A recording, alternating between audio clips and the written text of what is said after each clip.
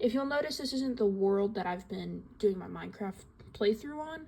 This is just kind of a chill world, so anytime I have updates or yaps or whatever, I'll just, I'll be playing on this world, because on this world I can just listen to music, listen to podcasts, and it's really fun and easy for me to just get some footage. So in this episode, I'm just really trying to work on my house, getting my house done. So I know I haven't uploaded it in a while, but I was on a vacation for Christmas with my family, and I only recently got back.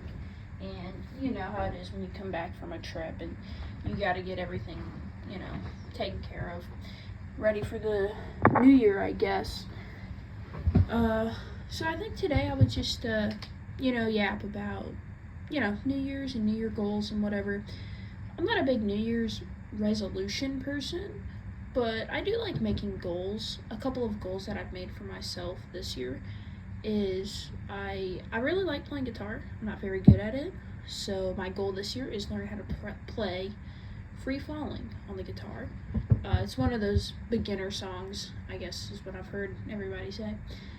I also love skateboarding, but I kind of just cruise around. I would like to really get into tricks, so I want to learn how to ollie.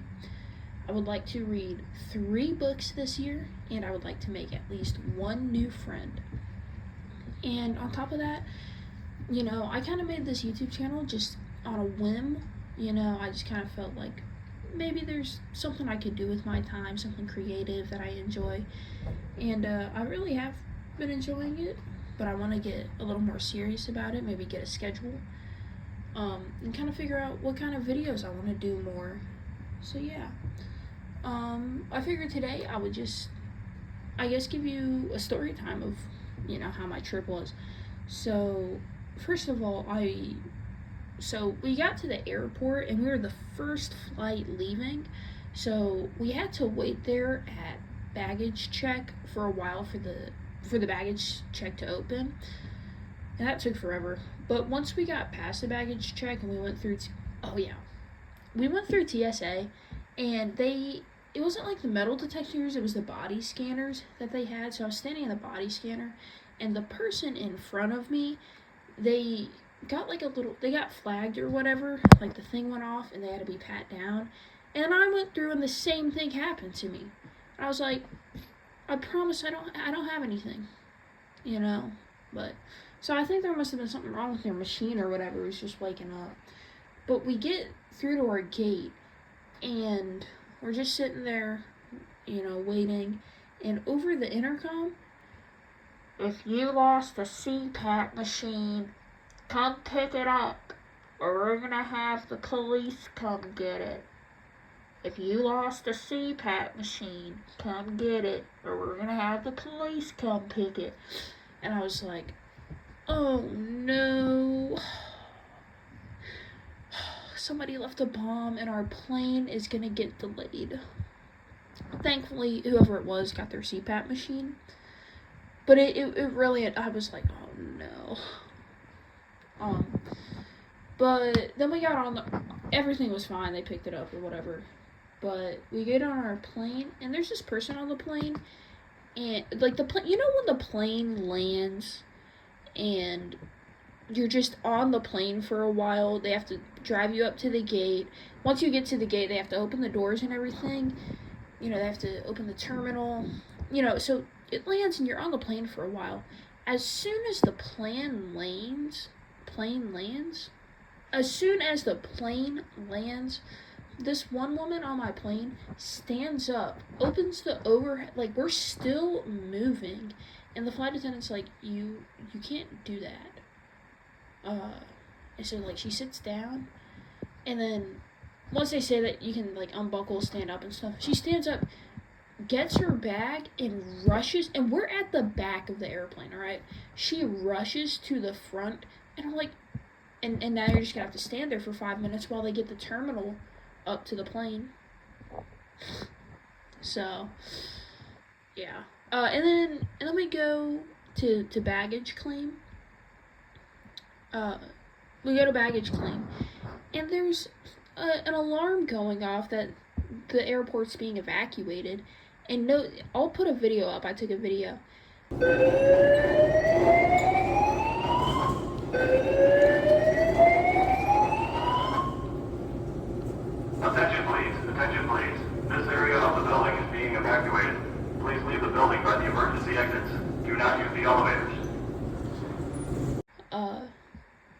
And so as you can see in the video, nobody's doing anything. Like, the workers are chill, and I asked the worker, I was like, is it good? And they go, oh, it just does that sometimes. Well, then, maybe you should try and fix it if it does that all the time. You know, like, because what if there's a real emergency, and you're like, oh, it does that all the time, but this time it's a real, you know, I went to a test world just to find, you know, a good floor pattern that I liked, and I decided I would just go with my usual floor pattern after trying for a while. I looked at a bunch of different blocks to use, and I just decided to go with the birch sandstone pattern.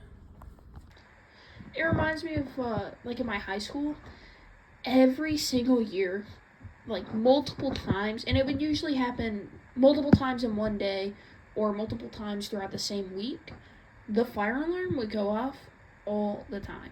All the time. Like, I remember the first time it happened was freshman year, and it was freshman year was the first time it happened, so I didn't know that this was a regular occurrence. My school did, like, tutorials, so it was like office hours. There's 30 minutes allotted to, I think, like 2 or 3 days in the week, where you could just go to whatever teacher you wanted and ask for help if you know, needed help on an assignment, you had a question, whatever. Sometimes teachers would do, like, review days if there was a test coming up, but, you know, most people kind of used it as just hang out with your friends time.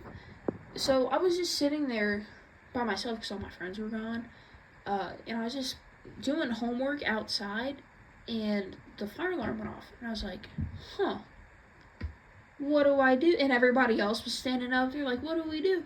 Because none of us are inside a class. We don't have any teachers or adults there to tell us what to do. We're just, like, kind of, you know, looking around like, I don't see a fire. Do you see a fire? And after, like, 5 minutes, the intercom came on, and they were like, false alarm, it's fine, go back to what you were doing. But this happened every year.